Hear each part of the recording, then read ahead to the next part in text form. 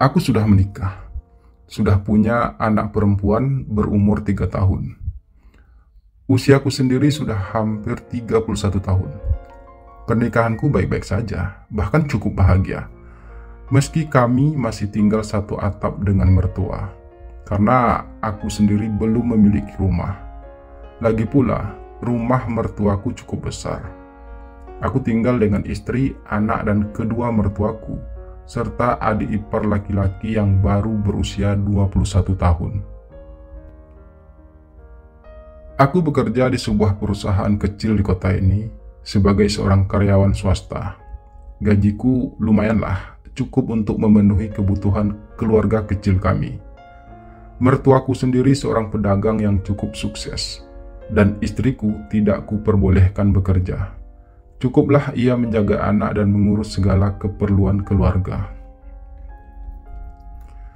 Aku seorang laki-laki normal. Aku pernah dengar tentang gay melalui media-media sosial, tapi tak pernah terpikir olehku kalau aku akan mengalaminya sendiri. Bagaimana mungkin seorang laki-laki bisa merasakan keindahan dengan laki-laki juga? Aku bertanya-tanya sendiri mendengar kabar-kabar tentang maraknya dunia gay saat ini. Aku sendiri memiliki hubungan seksual yang cukup baik dengan istriku. Istriku mampu melayaniku dengan baik. Begitu juga sebaliknya. Istriku tak pernah mengeluh tentang kepuasan biologisnya. Kadang aku tak habis pikir, mengapa harus ada laki-laki yang menyukai sesama jenis, sementara di dunia ini begitu banyak perempuan? Tapi aku menapik sendiri pertanyaan itu, meski tak kutemukan jawabannya. Hari-hari berlalu seperti biasa, hidup berjalan sebagaimana takdirnya. Meski kadang ada saat di mana aku merasa jenuh dengan rutinitas yang sama setiap hari. Kadang timbul rasa ingin mencoba sesuatu yang baru, berpetualang lagi seperti saat sebelum aku menikah. Namun kemudian semua perasaan itu aku tepis. Ada begitu banyak cinta yang harus aku syukuri, terutama dari anak dan istriku. Hingga suatu malam, saat itu hanya ada aku dan adik iparku di rumah. Istri, anak, dan kedua mertuaku pergi pulang ke kampung karena ada keluarga yang melangsungkan pernikahan di sana. Aku tidak bisa ikut karena pekerjaan di kantor sedang banyak. Begitu juga adik iparku, Rapip. Ia sedang ada ujian di kampusnya, hingga ia tidak bisa ikut. Malam itu, tiba-tiba hujan turun sangat deras, diiringi suara guntur yang menggelegar. Istri dan mertuaku berangkat pagi tadi ke kampung, dan kemungkinan mereka pulang besok sore. Karena hujan yang begitu deras, aku memutuskan tidur lebih awal. Saat aku hendak mengganti pakaianku dengan pakaian tidur, tiba-tiba aku mendengar suara ketukan di pintu kamarku. Aku tahu itu Rapip, karena di rumah hanya ada aku dan Rapip. Dengan hanya memakai celana pendek, ku buka pintu kamar. Aku melihat Rapip berdiri di depan pintu memakai piyama tidurnya. "Ada apa, Pip?" tanyaku. "Rapip, takut bang." Begitu jawabnya. "Takut kenapa?" tanyaku lagi. Suaraku agak keras mengimbangi suara hujan dan guruh di luar. Rapip hanya diam sambil memeluk tubuhnya sendiri. Aku baru ingat kalau ternyata Rapip punya penyakit fobia. Ia sangat takut dengan petir, apalagi mendengar suara guruh yang keras. Istriku pernah cerita, bahkan jika hujan dan petir, biasanya Rapip tidur di kamar ibunya. Teringat akan hal itu, segera aku tarik lengan Rapip untuk masuk ke kamar. "Kamu tidur di sini aja," ucapku. Rapip masuk, dan aku segera mengunci pintu kamar kembali. Hujan masih begitu deras di luar. Rapip hanya memakai piyama tipis, hingga celana dalamnya terlihat jelas.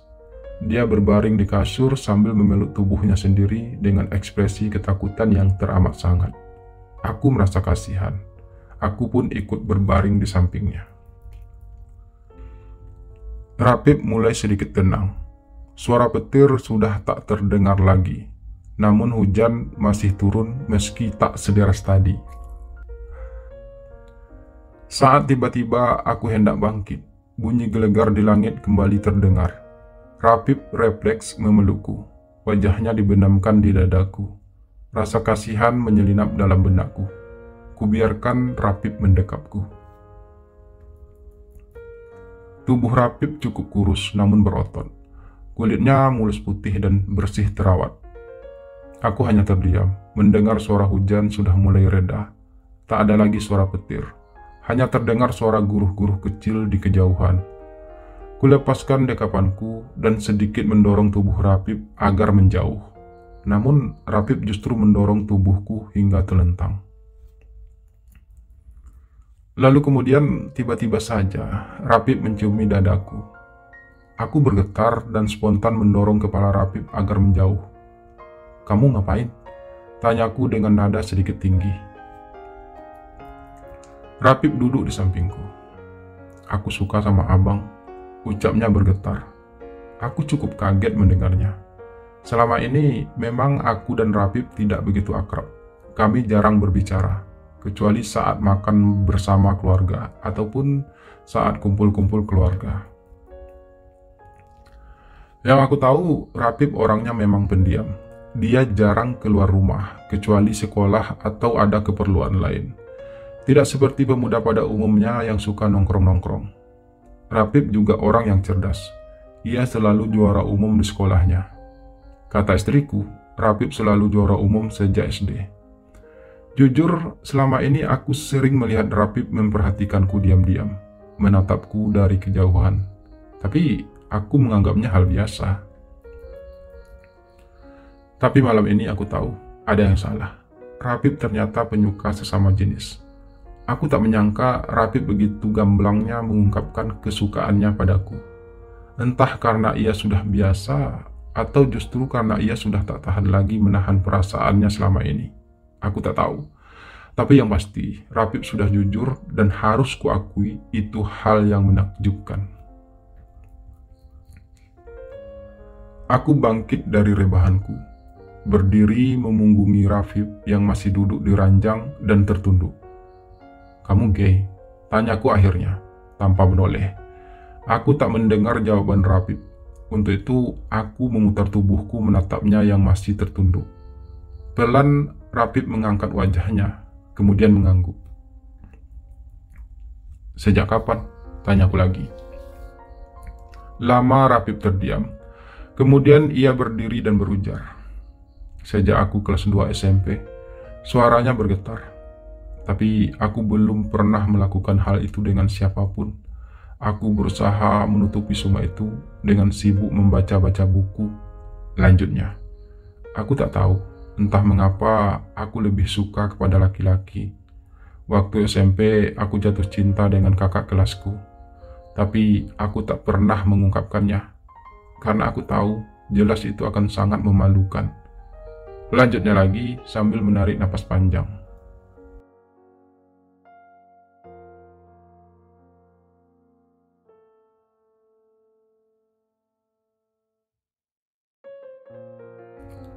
Aku terdiam mendengarkannya, menatapnya dengan tenang. Rapip berdiri di depanku sambil meremas tangannya sendiri. "Saat SMA kelas 2, aku juga jatuh cinta dengan teman laki-laki yang sebangku denganku," ucapnya lagi. "Dan aku juga hanya memendamnya, karena aku tak ingin merusak hubungan persahabatan kami. Dan lagi pula, aku tahu ia lelaki normal. Sampai akhirnya ia pindah sekolah." Lanjutnya lagi. "Dan aku merasa kehilangan. Aku sibukkan diriku dengan membaca buku dan bermain game." Rapip menarik napas lagi. Matanya berair. Aku terus menatapnya diam. Berbagai perasaan berkecamuk di benakku. Dan entah apa yang merasukiku, hingga akhir-akhir ini aku sering memperhatikan abang, menatap abang dari kejauhan. Di mataku, abang begitu sempurna. Abang orang yang tampan, badan abang atletis dan penuhi bulu-bulu. Aku menyukainya. Aku tahu ini salah, tapi sampai kapan aku sanggup menahan ini semua? Lanjutnya lagi, setiap kali aku melihat abang, ada keinginan yang begitu besar untuk bisa merasakan indahnya tubuh kekar abang. Dan aku tak sanggup menahannya lagi. Aku menginginkannya. Aku menginginkan abang malam ini. Ucapnya panjang lebar. Aku terdiam, membisu. Hatiku meragu. Di satu sisi, aku salut dengan kejujurannya. Namun, di sisi lain, jelas ini sebuah kesalahan. Kamu tahu kan, Viv? Aku ini abang iparmu. Ucapku akhirnya. Rapip mengangguk. Iya, aku tahu, balasnya. Namun, perasaan telah berperan dalam kisahku ini. Aku tak peduli siapapun abang saat ini. Yang aku tahu, aku suka sama abang dan menginginkan abang. Lanjutnya. Kembali aku terkesima. Kutarik napasku perlahan dan menghembuskannya. Jadi, sekarang kamu maunya gimana? Tanyaku sekenanya, yang tidak tahu apa maksud dari pertanyaanku sendiri. Beri aku kesempatan, Bang. Satu kali saja seumur hidupku bisa merasakan keindahan cinta yang selalu aku hayalkan setiap malam. Jawabnya terdengar tulus. Setelah ini, semua akan berjalan seperti biasa lagi. Aku tidak akan pernah mengungkit-ungkit hal ini lagi. Aku janji, Bang. Ujarnya sedikit memelas. Aku mohon, izinkan aku untuk bisa merasakan indahnya bercocok tanam bersama abang malam ini saja. Suaranya semakin memelas, sambil ia berjalan ke depan mendekat. Aku mundur selangkah. Percayalah, Bang, seandainya bisa, aku pun tak ingin hal ini terjadi, katanya melihat aku mundur. Aku hanya tak mengerti harus ngapain, jawabku jujur. Rapip tersenyum. Abang nikmatin aja apa yang aku lakukan. Kalau abang jijik, abang pejamkan mata saja, atau enggak, abang matikan lampunya, jelasnya. Aku merinding. Jujur, aku cukup kasihan padanya. Namun biar bagaimanapun, aku tetap laki-laki normal yang suka perempuan, bukan laki-laki. Lagi pula, apa mungkin Rapip bisa membuatku batinku? Oke, kita coba. Ucapku akhirnya setelah melihat tatapan mata Rapip yang memohon. Tapi, jika aku gak suka, atau kamu gak bisa bikin aku, kamu harus berhenti. Lanjutku tegas. Kulihat Rapip tersenyum menang, tapi aku yakin ia tak akan berhasil. Perlahan Rapip mulai mendekat. Aku menatapnya sejenak dan kemudian memejamkan mata. Aku merasakan hembusan napas Rapip di dekat bibirku. Aku buka lagi mataku dan kulihat wajah Rapip begitu dekat. Aku menghindar. Gak usah pakai cium, ujarku. Rapip mengerti. Ia kemudian sedikit menunduk. Kupejamkan mataku lagi. Aku benar-benar geli. Ingin kudorong kepala Rapip agar menjauh. Namun rasa kasihan menyelinap dalam hatiku. Kubiarkan Rapip melakukan apa yang ia inginkan padaku. Meskipun awalnya aku merasa sedikit geli dan jijik, namun pada akhirnya Rapip berhasil membuatku terlena dengan permainan indahnya. Hingga malam itu, untuk pertama kalinya, aku pun bercocok tanam dengan Rapip. Aku melakukan hal yang tidak seharusnya aku lakukan bersama adik iparku. Bukan saja karena dia adik iparku, tapi juga karena dia adalah seorang laki-laki. Namun semua itu akhirnya terjadi. Aku tidak punya cukup kekuatan untuk bisa menolaknya. Rapip cukup mampu membuatku bisa melupakan siapa dirinya sebenarnya. Hingga aku pun terbuai dalam lautan penuh keindahan. Berbagai perasaan pun berkecamuk kembali di benakku malam itu. Di satu sisi, aku merasakan keindahan yang tiada tara malam itu. Di sisi lain, ada rasa bersalah menjalar di hatiku. Aku tak tahu akan seperti apa kehidupanku selanjutnya. Kini, semua jelas berbeda. Akankah aku mampu menolak seandainya Rapip menginginkannya lagi? Atau justru aku sendiri yang akan ketagihan dengan keindahan tersebut? Aku masgul. Belum pernah aku merasakan keindahan seperti yang aku rasakan malam ini. Kupejamkan mataku, mencoba tertidur. Aku masih merasakan Rapip mengecup pipiku dan melingkarkan tangannya di dadaku. Tangan itu terasa hangat kurasakan. Dan entah mengapa, aku mulai menyukai hal tersebut. Sampai akhirnya, aku pun tertidur pulas dengan perasaan lega.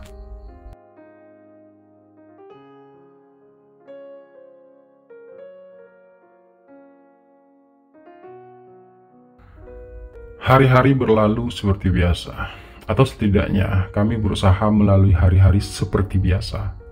Karena sejujurnya, semenjak kejadian malam itu, ada rasa yang berbeda aku rasakan, apalagi jika harus beradu pandangan dengan Rapip.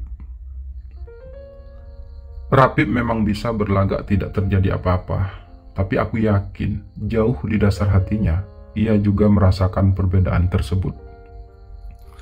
Aku sekarang jadi sering memikirkan Rapip. Entah mengapa kejadian malam itu selalu melintas di benakku setiap kali aku berusaha memejamkan mataku. Setelah beberapa minggu berlalu, akhirnya kesempatan untuk kami hanya tinggal berdua di rumah datang lagi. Waktu itu hari Minggu pagi. Istri, anak, dan kedua mertuaku pergi ke pasar berbelanja. Pagi itu aku merasa kurang enak badan, jadi aku tidak bisa ikut seperti biasa. Aku hanya berbaring malas di atas tempat tidur di kamarku, dengan hanya memakai celana pendek. Tiba-tiba, pintu kamar yang memang tidak dikunci itu terbuka. Sesosok tubuh Rapip berdiri di sana, yang kemudian dengan cekatan menutup dan mengunci pintu dari dalam. Aku cukup kaget dan berusaha bangkit dari rebahanku. Namun, Rapip sudah terlanjur duduk di sisi ranjang. Aku masih berusaha mengingatkan Rapip untuk segera menghentikan tindakannya. Karena biar bagaimanapun, bisa saja perbuatan kami akan dipergoki oleh istriku. Tapi Rapip tidak mempedulikan ucapanku. Ia terus saja masuk dan berbaring di sampingku. Dan untuk kedua kalinya pagi itu, kami pun melakukannya lagi. Aku masih saja tidak bisa menolak hal tersebut. Biar bagaimanapun, harus aku akui, Rapip selalu bisa membuatku jadi menginginkan hal tersebut. Setelah merasa cukup, Rapip pun segera beranjak keluar dari kamar itu dan meninggalkanku sendirian. Aku pun segera bangkit dan langsung menuju ke kamar mandi. Aku harus segera mandi dan membersihkan tubuhku. Aku tak ingin istriku curiga. Selesai mandi, aku pun keluar kamar. Aku melihat Rapip sedang sarapan di dapur dan sudah memakai pakaian rapi. Begitulah seterusnya. Rapip selalu berusaha mencuri-curi waktu untuk dapat bercocok tanam denganku. Dan selalu saja ada kesempatan untuk kami melakukannya lagi. Karena memang mertuaku jarang di rumah. Mereka biasanya sering berada di toko dan kadangkala istriku juga ikut ke sana. Sehingga aku dan Rapip jadi lebih sering tinggal berdua saja di rumah. Kami selalu melakukannya setiap ada kesempatan. Bahkan kami pernah melakukannya beberapa kali di kamar mandi. Dan kalaupun kami tidak punya kesempatan untuk melakukannya di rumah, kami akan membuat janji bertemu di penginapan-penginapan murah. Selama berbulan-bulan hal itu terjadi. Hubunganku dengan Rapip semakin serius dan parah. Aku benar-benar ketagihan dengan apa yang dilakukan Rapip padaku. Sekarang bukan hanya Rapip yang menginginkan hal itu. Kadang, aku juga sering masuk ke kamar Rapip dan mengajaknya bercocok tanam. Aku benar-benar telah jatuh cinta kepada Rapip. Aku selalu saja memikirkannya.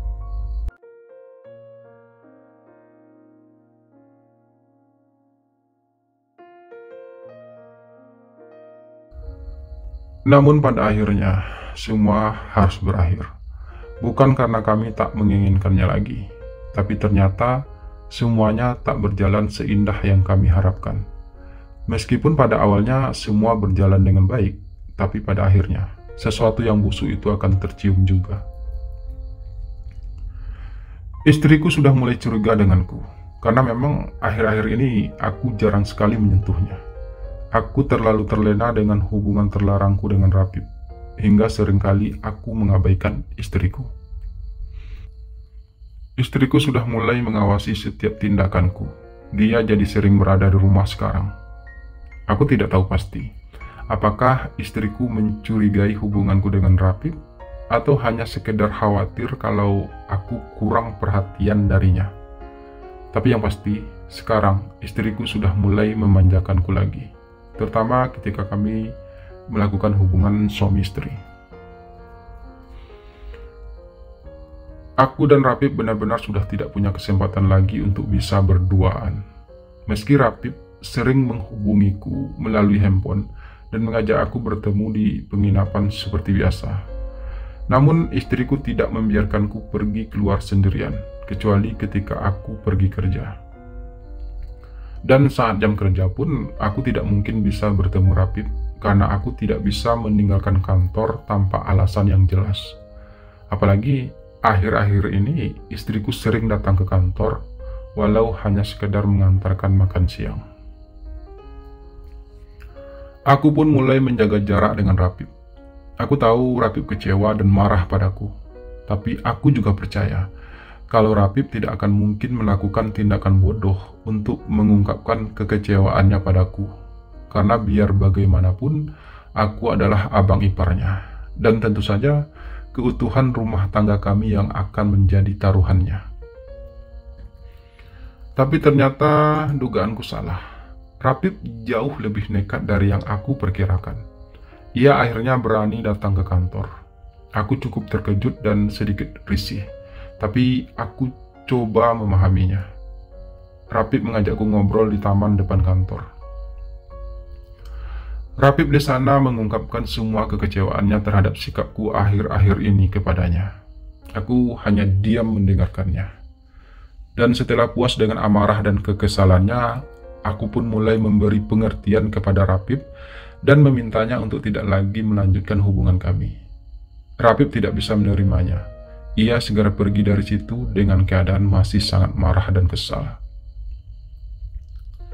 Aku kembali ke ruang kerjaku dengan masih berharap Rapip mau mengerti dan tidak lagi mengharapkanku.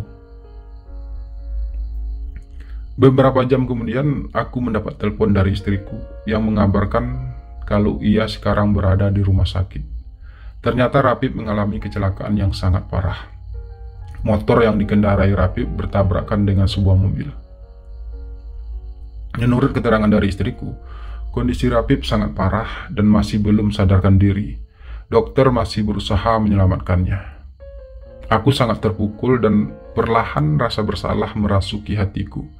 Biar bagaimanapun, Rapip belum lama pergi dari kantorku, dan aku yakin sekali Rapip mengalami kecelakaan karena mengendarai motor dalam keadaan memendam amarahnya kepadaku.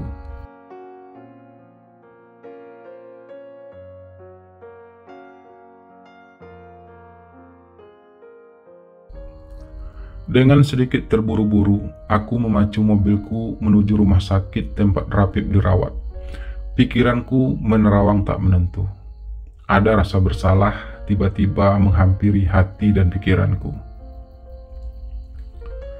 Sesampainya aku di rumah sakit, aku melihat istri dan mertuaku berada di ruang tunggu dengan wajah penuh kesedihan.